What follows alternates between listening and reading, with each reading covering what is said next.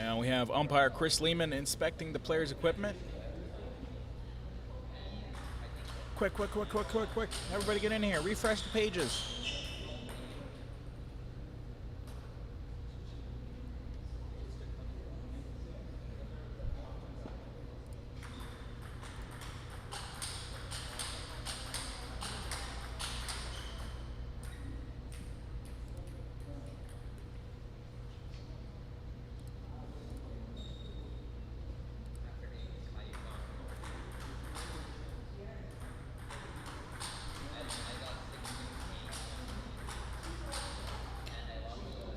Alright, I think everything is set up.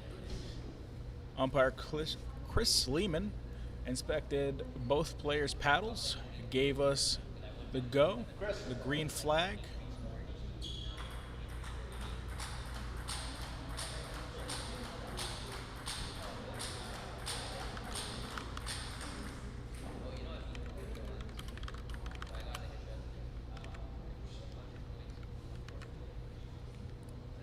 MISHEL Levinsky has some fantastic reverse pendulum serves. His signature move that he is known for.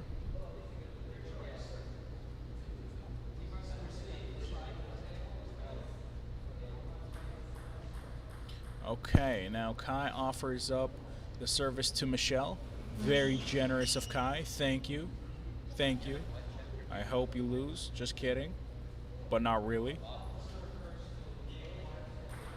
All right, here we go. 0-0. MISHEL Levinsky to serve. Reverse pendulum quality always oh so high. Nets the ball on the first push.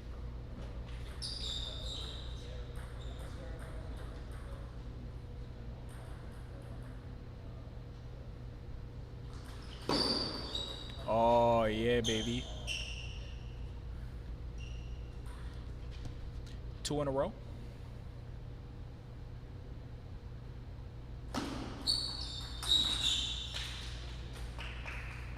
A soft return long towards Kai's backhand. Not going to end out well for you.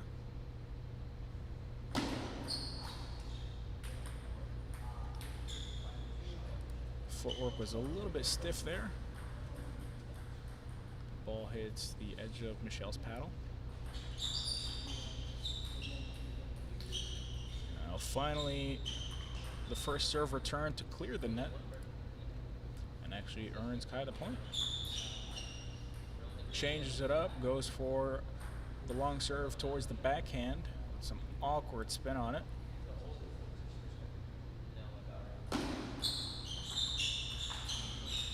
3-3 scoreline. Heavy chop over the table by MISHEL, and he gets a favorable ball on the follow, but not quite able to close it out with the backhand loop.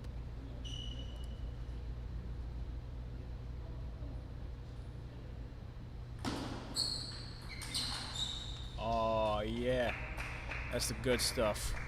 Rocket backhand cross court by Kai. No reply to that.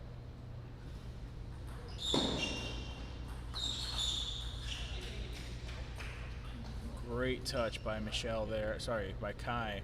And a hooking forehand has so much hang time over the table there.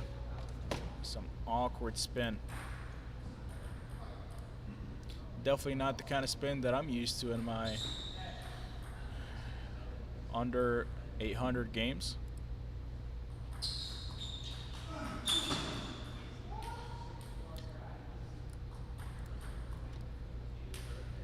Goes for a super big swing on the forehand counter. So you may have bottomed out the rubber there.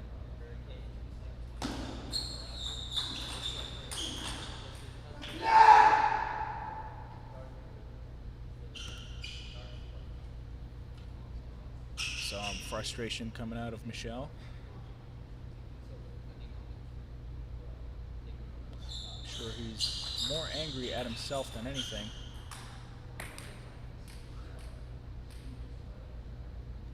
Gets a great step around Chiquita to Kai's backhand, and the second one comes up high with awkward side spin on it.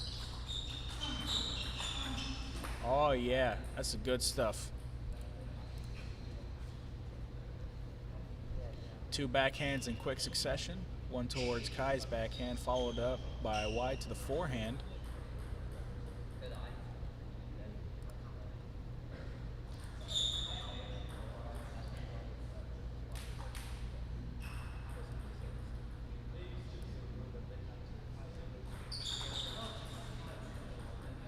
Some party trick service.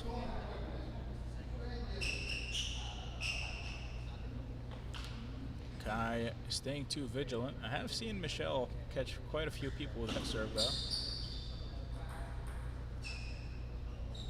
Two bounces on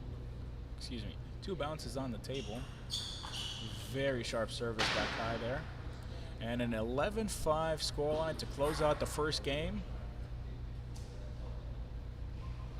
Hey, so far, Adi is on par with Michelle.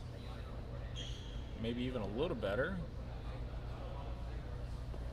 So we can effectively say that Adi is 2581 rating. Transitive property, of course. Pretty sure that's how that works.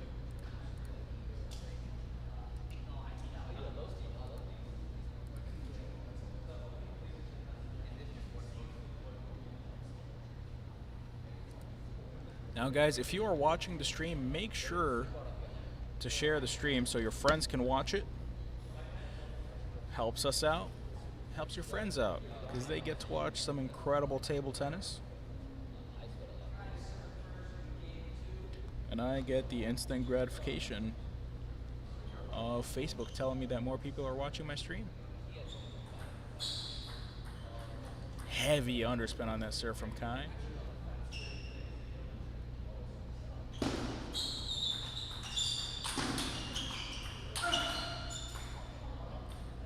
Michelle finally getting online. Great movement.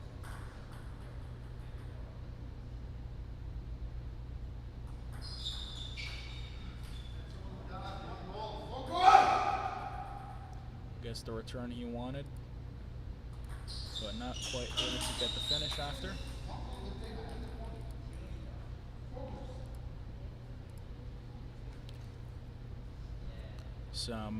Some charged emotion from Michelle. Hey, you know what? I'm honestly not mad at it. I love when players show their passion for the game. Show me that aggression, you know?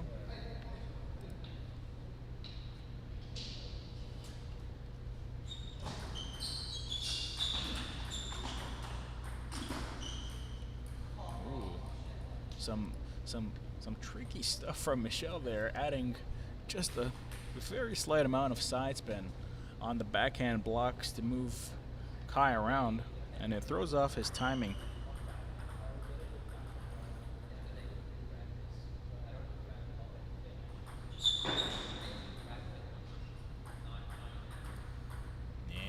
And Michelle's reverse pendulum service is so good.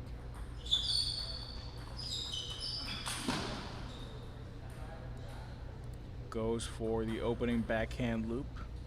Sits short onto the table. Kai just a little bit out of reach on that one. And the ball gets forced into the net.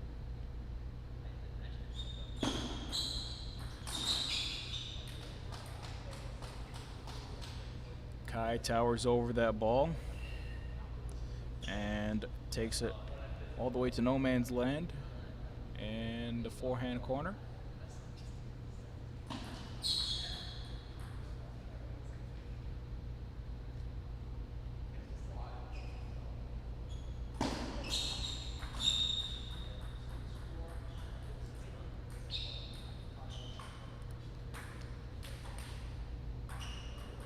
.64 scoreline, definitely looking much better than last game, but that's to be expected. Both players are still making adjustments to each other's games.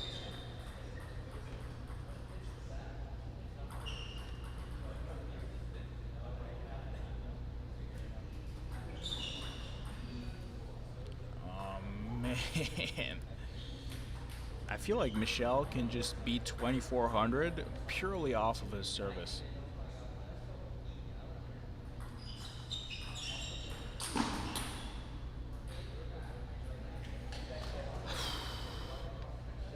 This man has a lot of guts to go for that kind of shot return against ZHANG, who has an extremely wicked forehand.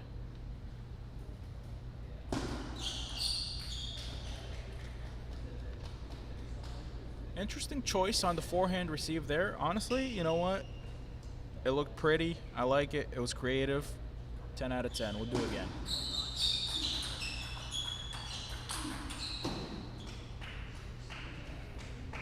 A little bit of a more conservative return this time. Get the point. Rolling in action.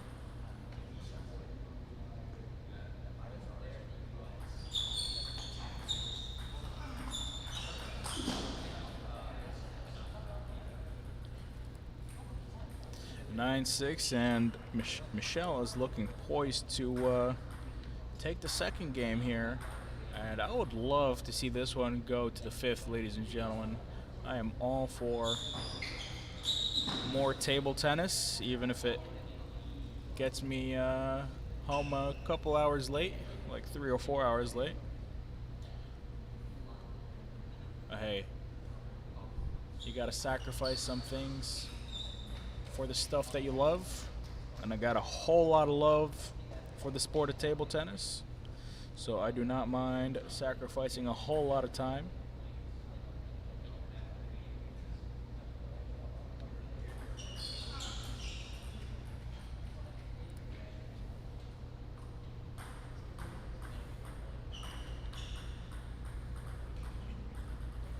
Speaking of time to get back into this game. MISHEL LEVINSKI to serve.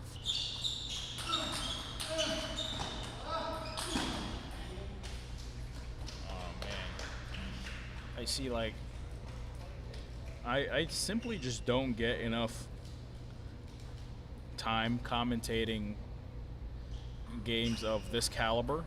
So by the time I do any sort of analysis on this, they're already beginning the next point.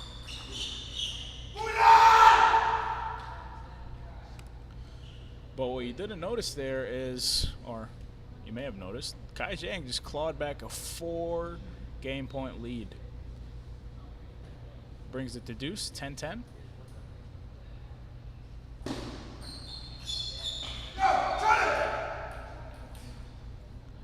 Heavy underspin serve gets even a heavier push return. Too much quality to handle.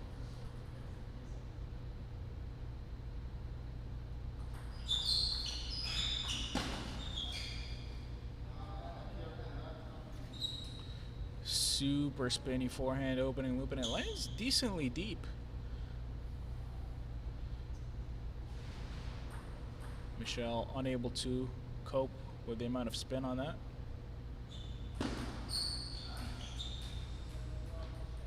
Attempts to go for a slow hook shot. The ball was perfectly half long from Kai there. Barely comes off the table. A difficult return, that's for sure.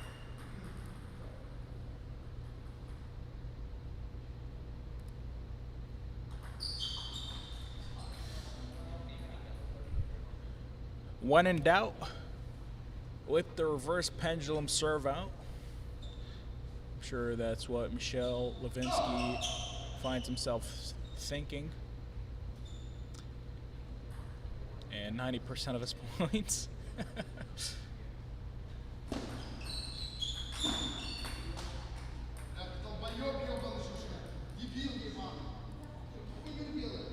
Heavy chop return along to ZHANG's backhand corner, but he will go for the step around forehand any day of the week.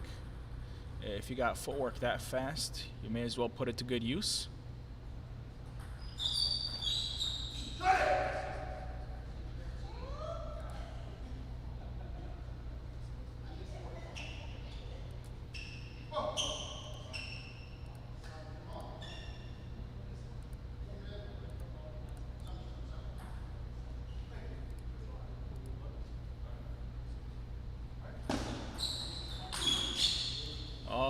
Michelle is not fooling anybody there.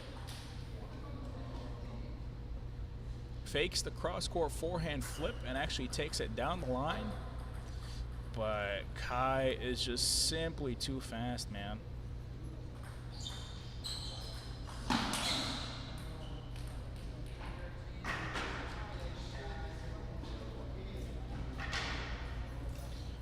(15-13) scoreline. Michel has got to feel bad about that one. He was up 4 game points.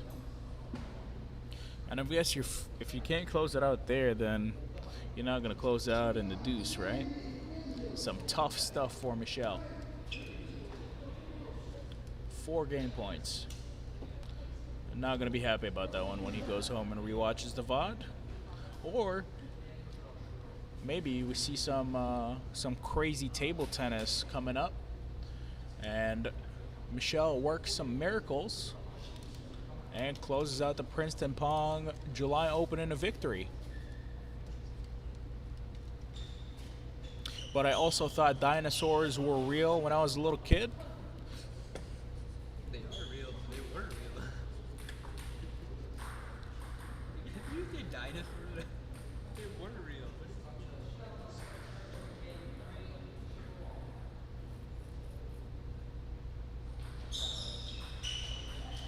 Oh, the soft touch, 2 bounces on the table. You love to see it.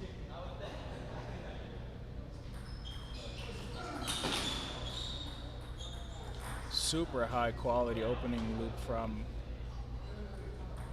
MISHEL LEVINSKI there, but sheesh, man. Kai's just too slick.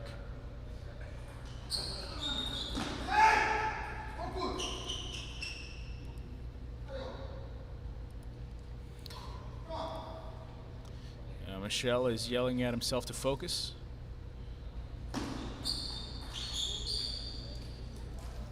And I'm guessing, like, the louder he yells at himself to focus, the better his game gets.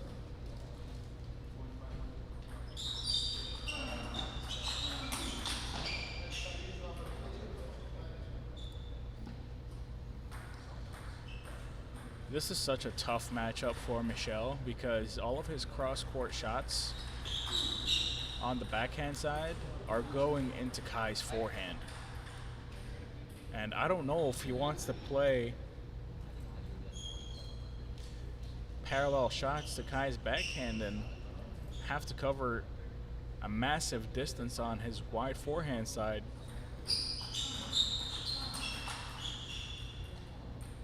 Just like that. This is a tough one to figure out if you're Michel.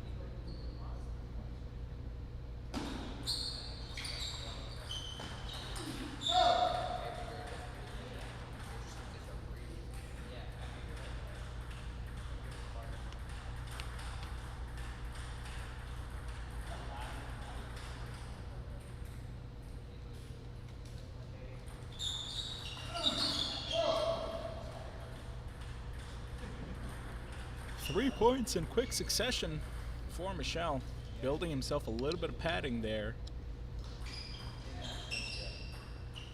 But, I mean, how much padding do you need? He was up 4 game points, and I know I'm beating a dead horse here, but you really can't throw those away.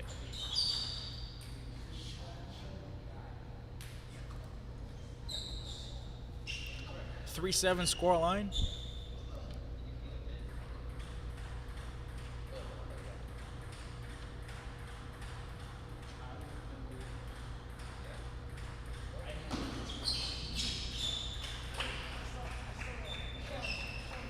Uncomfortable length on that ball.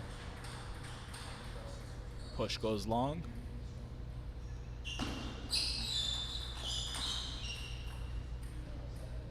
That's it, man.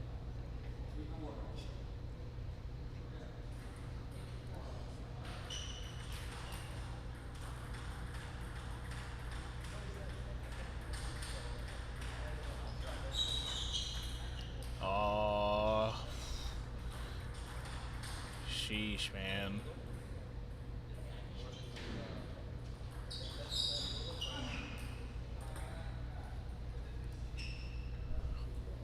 If I had Michelle's service, my life would be so much easier. I just don't have to play the rest of the point.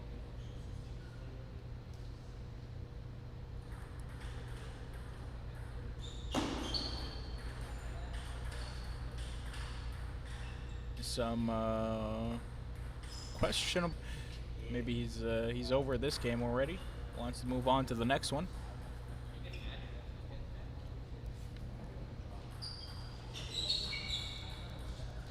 Oh no, not again. Not again.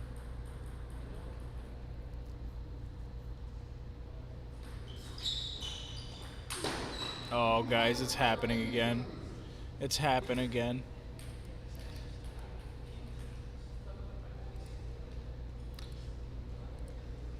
Not looking good for Michel. He's gonna have a very bad rest of the day if Kai is able to claw back all these game points that he had. And Michel breathes a sigh of relief. He gets to live for another game.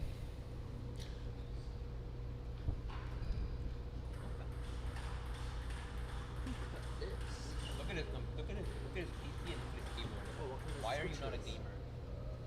Why are you not a gamer? Should see my keyboard. I have like a 35-year-old keyboard. That's this long, this that. Look at PC. He only has one RGBF that I'm not very good.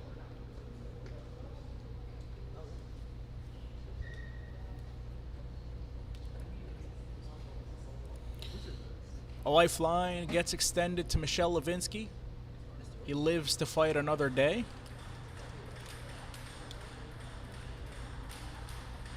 Now, we are not out of the woods by any means.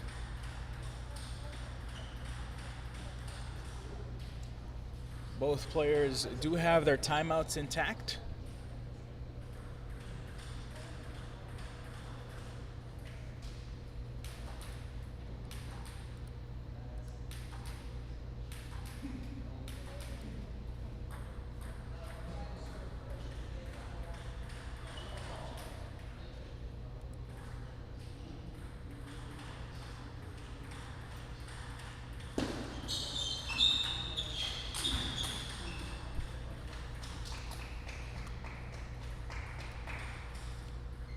Forehand rocket go brrr.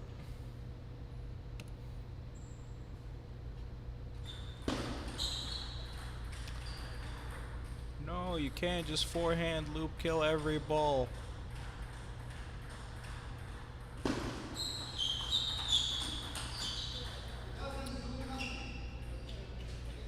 But apparently you can.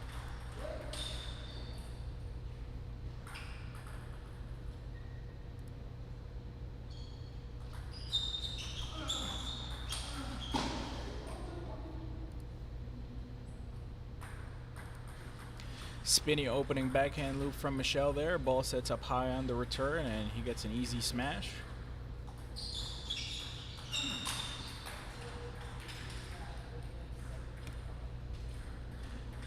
The reverse pendulum serve with a good bit of topspin sets up the third ball attack perfectly for Michel.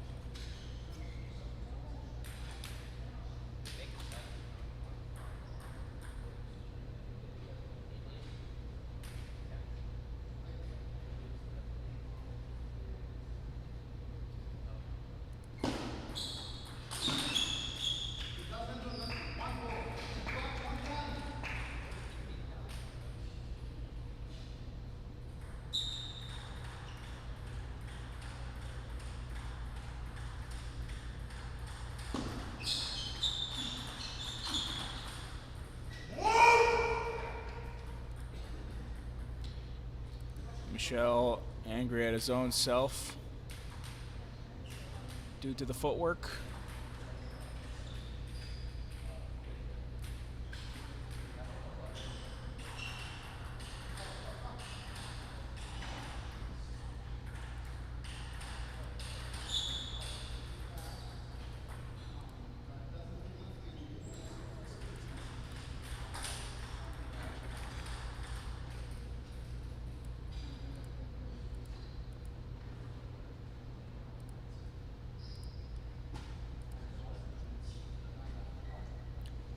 timeout gets called for MISHEL LEVINSKI.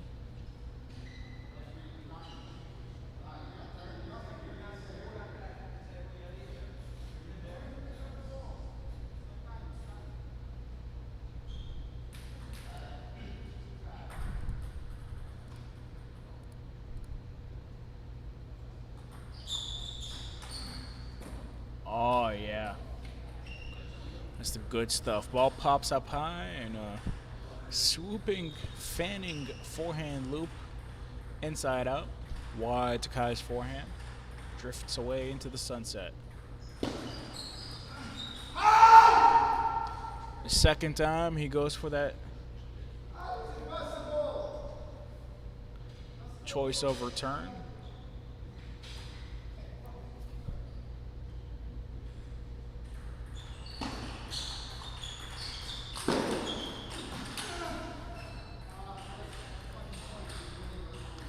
And a 3-7 scoreline. A 4-point deficit gets tougher by the second out here for MISHEL. Oh, was that topspin? Ball sets up high, but it has so much underspin on it. Kai nets it. MISHEL, you sly dog.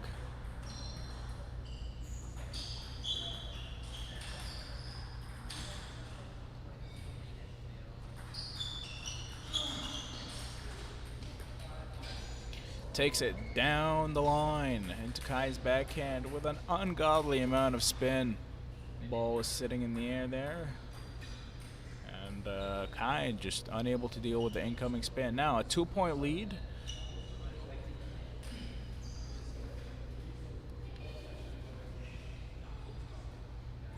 A little bit of hesitation on that choice of return from MISHEL. See what he's going to go for. Is he going to push it or flip it? He goes for the flip.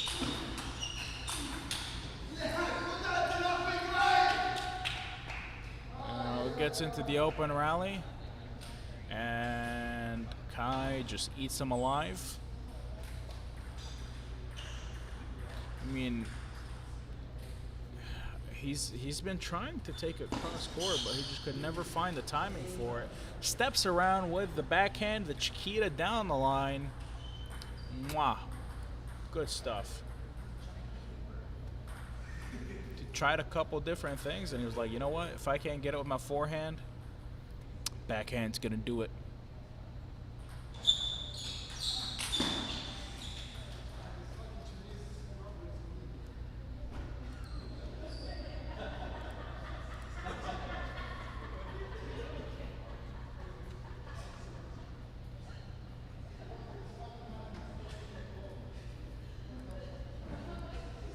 Kai with a dismissive smile says, you're out here trying so hard, and I'm just enjoying my Sunday night. A service error, 6-9. That's just a sad face. And an exhibition point.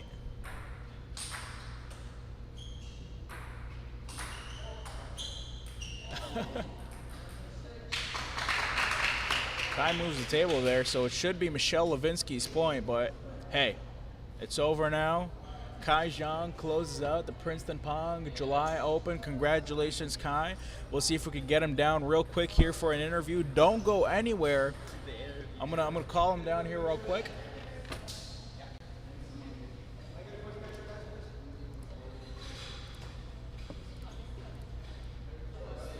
Oh, there's my face.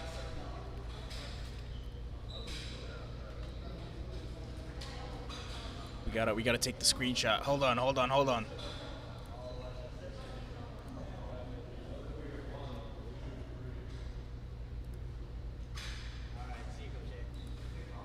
out too.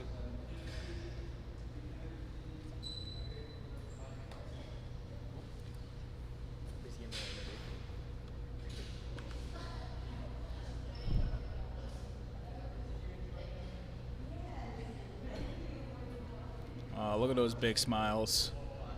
just warms my cold, dead heart.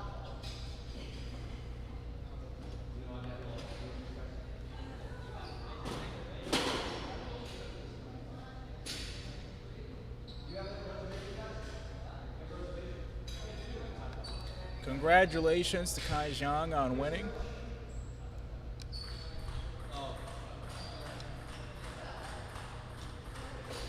All right, we'll get the interview and we'll be out.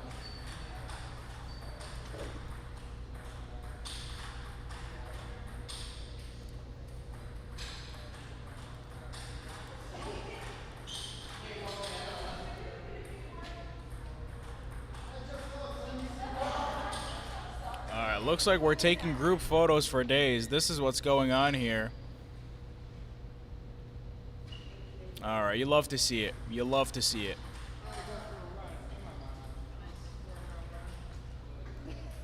Sorry. Hey, Kai. Hey, Kai. Can I get a quick interview with you? All right, there we go. We got Kai on board.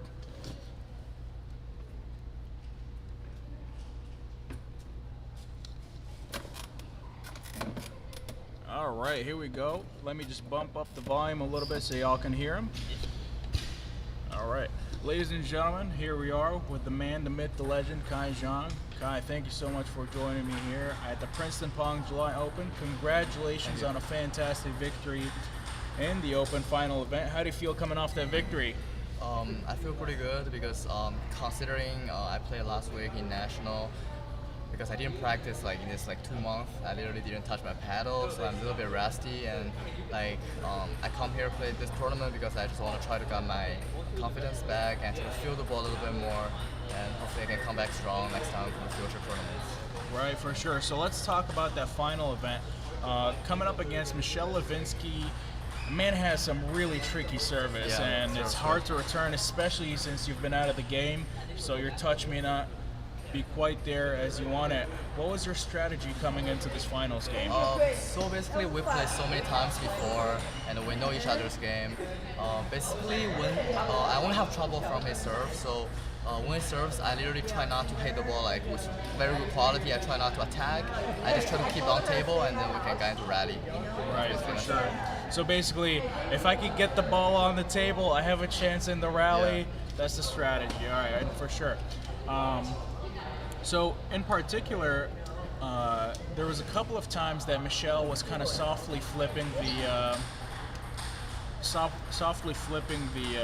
ball into your wide forehand. Yeah. Oh. Well, sometimes. Both. Yeah. He was having a very hard time receiving your half-long serves to his forehand. Was that something you kind of noticed and wanted to abuse a little bit? Yeah, so basically, I feel like in a rally, I feel very comfortable. So when I serve, I don't try to serve underspin or side spin, because if I cut the ball very heavy to my backhand, I feel like right now I'm just not in a very good condition. I feel like I may miss. So that's why I just want to keep simple. I want to serve top spin, maybe sometime half long, so wait for him to open or flip, because he doesn't kill the ball, so I can actually attack on my own. Yeah. Right. Yeah. We actually seen him you could see him thinking inside his head, what do I do to return this service? And a couple times he actually stepped around with a Chiquita, takes it down the line, which were pretty impressive, but not sustainable. As he leaves his wide backhand corner open. We did see you go for a super heavy underspin serve, and he gives you a heavy chop, and you kind of missed. Yeah, a little rusty now here. Yeah, hey. But I think when he serves, I'm actually a little bit scared his long serve, because his long serve I feel like I have to loop, but sometimes it's so heavy, it's more heavy than I thought, so I just miss. Yeah. Yeah, so I actually rather him serving underspin, and then I can cut the ball long or short, and then he will just attack slow, and I block, and then get into my normal game. Right, for That's sure. Basically the main strategy. Yeah. He had quite a few unforced errors, yeah. And sometimes he'd get the perfect setup for the third ball attack, but not quite able to close out the point. I imagine on another day maybe he would have given you quite a much harder time. Yeah, I feel every time I play him, it's quite different. Sometimes I win very fast, easy, and sometimes very tight game. It depends on Like literally, like he has a very good serve. I think he has one of the best serve in the U.S. Like I wish I could have his serve. Then my game would be definitely much better. Right, I was saying like, Yeah, hey. if I have his serve, man. So I feel like he has his serve. Maybe he just have to practice more, like attack strong, because I feel like he only spin the ball, but he doesn't give too much force. That's why he can't really like follow through like after his serve. But also another reason is that his serve so heavy. So when people return back, it's also very heavy. So it's kind of hard for him to attack very strong with like right after his serve. Yeah. Yeah. I mean, if he, like, say he plays 6 hours of table tennis a day, if he practices 5 hours a day of his serve, he only has 1 hour to practice his attack. So if he starts practicing his attack, maybe his serve is not going to be as good. And also, I actually think maybe he should serve more like no spin or top spin, then he can actually like attack the next balls easier. Because when he's like he always serve under spin, like first of all, his opponents get used to it, the spin, like game per game, and then also it's hard for him to attack, after people return. For sure. I think he just wished to win the point directly from his serve. That's why.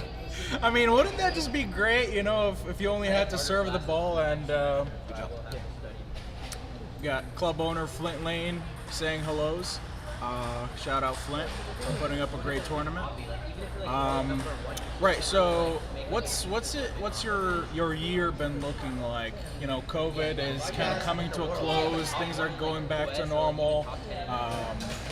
You were playing in the World Circuit in 2019, I believe. 2019, yeah, because I took a gap year. I went to Germany playing professional league, trying to prepare myself for the Olympics, but the result really didn't win the way I wanted.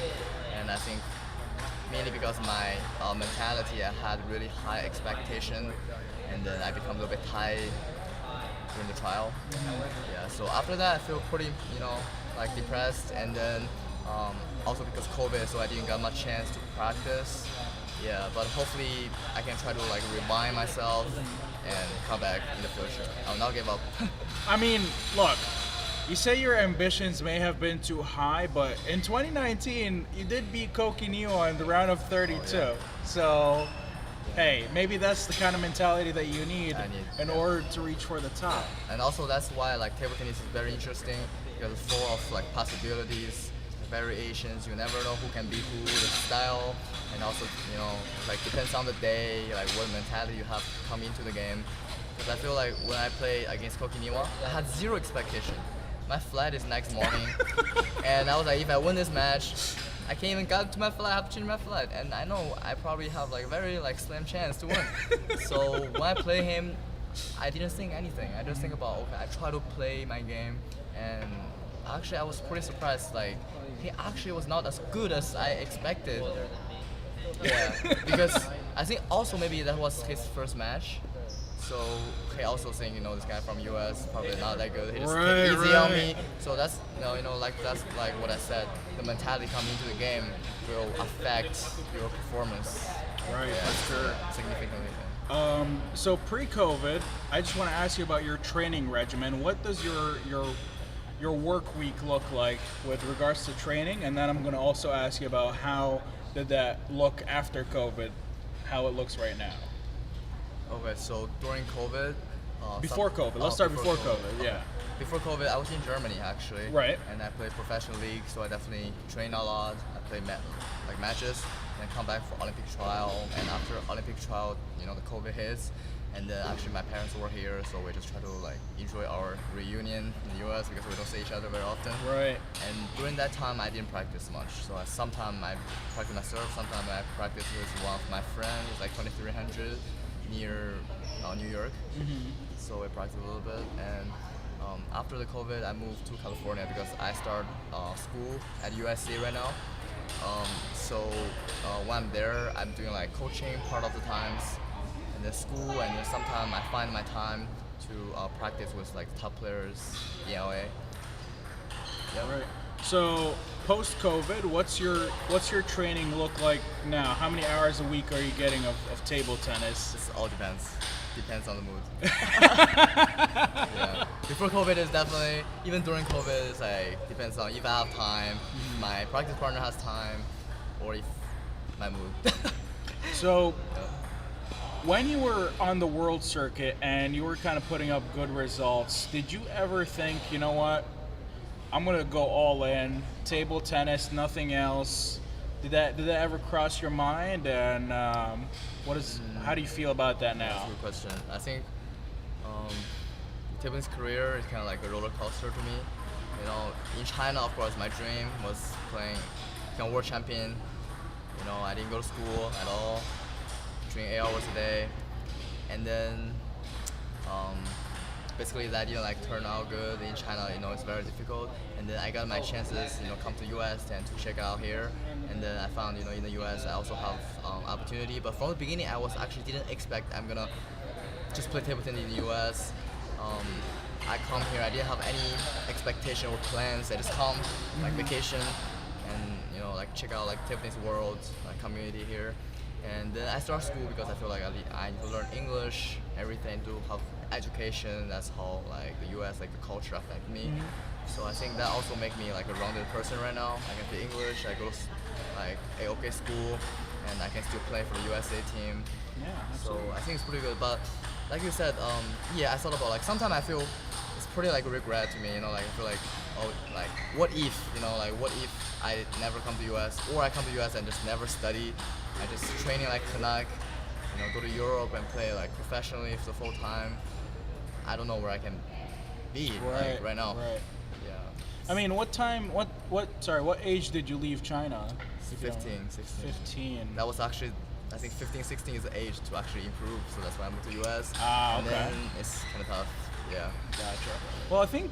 But I when- think it's just because the timing, everything. Because when you come to US, you don't have your green card yet. You don't have your citizenship. You have to wait 5, 6 years to actually play international stage, play for the US. So at that time, I was okay. So like, what I should do for this 6 years, right?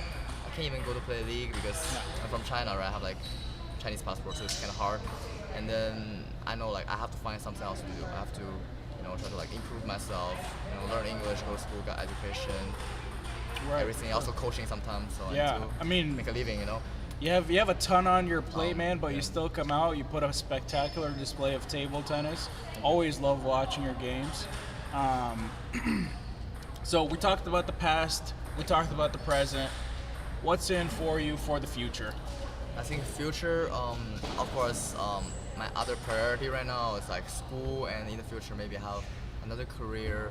But I'm also like open to all the possibilities, and I'm thinking like the table tennis community, like the population, like more people start love table tennis, and also a lot like business, like world table tennis company, everything's coming out.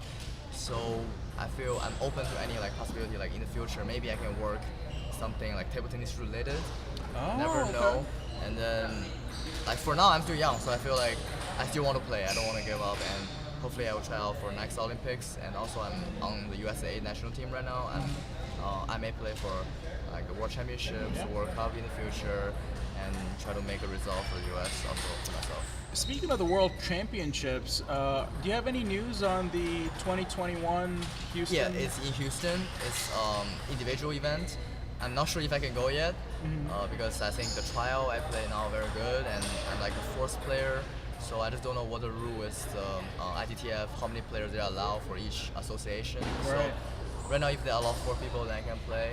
Right. And if they allow only 3, then unfortunately. I mean, the whole thing has just been shrouded in mystery, pretty much. Like, I don't even know if there's going to be spectators or not. I know they said no spectators, I believe. that's all in the air. Like right now, they don't really have a regulation. They have like a like set of rules yet. Right. So we're still waiting for them to announce. Well, it's in November, late November, It's I in believe. November 8th. Probably like next month, they'll probably try to announce Right, who yeah. can go and what if they're like an audience or not. Man, I hope so. That would be fantastic. I'm saving up all my paid time off at work just so I could take a vacay, go to the World Table Tennis Championships in Houston. That would be a great time. Anyways, I'm not going to hold you up any longer. Kai, thank you so Yeah, much thank you for having me. for having the interview, and congratulations once again. We love to see you here once more, but we understand if you have bigger things to take Yeah. care of. Thank you. Thank you. All right. I think that was one of my most favorite interviews ever. Okay.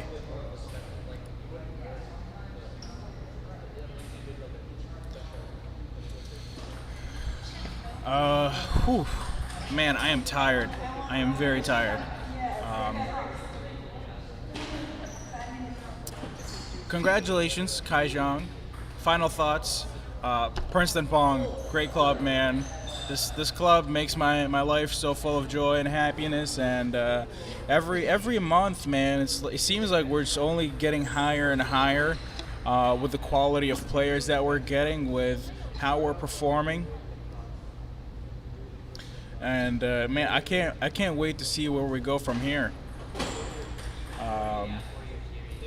We're always happy to have new players come through. Always happy to see players showing us some spectacular levels of table tennis. I'm always trying to improve my commentary. I think still I'm trying to get used to when I'm commentating on super high level players. The pace of the points is a bit too fast for me. So I don't know whether to go for like a play-by-play kind of thing, or if I just want to go for some sort of analysis. But my game IQ is not so high enough to enable me to give some like super thorough, deep analysis of everything that's going on. But hey, it's a work in progress, and I'm taking things one step at a time, just like all these players are taking things one step at a time. So hopefully we just keep bettering ourselves. I say that for me and everybody else watching the stream. And hey, we're all gonna make it there one day, and that's all that matters, you know. Just, if each day is better than the previous one, if each tournament is better than the previous one.